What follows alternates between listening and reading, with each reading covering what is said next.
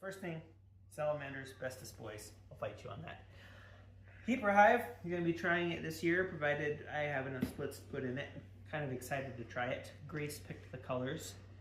Tell me what comes to mind when you see these colors. What do you think of? I have two things that it reminds me of. I'm thinking of naming the hive after one of them, but we'll see.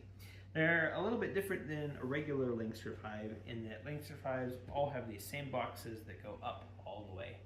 And when you need to figure out what your queen bee is doing, you have to take all of the boxes off until you get to usually the bottom two where the queen could be, and then you go through them frame by frame until you find the queen, if you can find the queen, and it's a lot of backbreaking work. So the idea behind this one is that you always keep the queen down in the bottom part right here, and you just keep stacking on these supers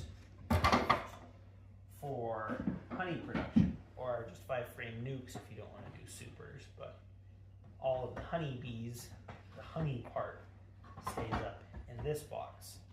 And you have a lid that hinges over, fancy little glass plate that lets you look in at the bees, and then these two frame protectors that are supposed to stop the bees from propolizing and gluing together all the frames so that you can reach in these little spaces and pull it out with your fingers.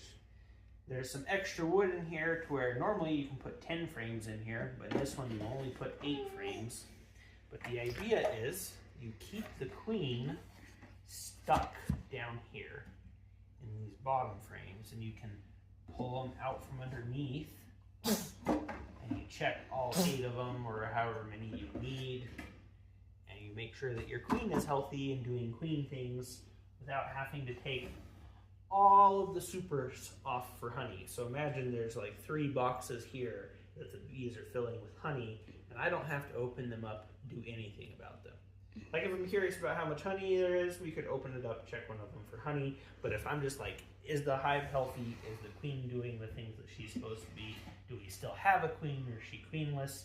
That's where this hive is supposed to be the best.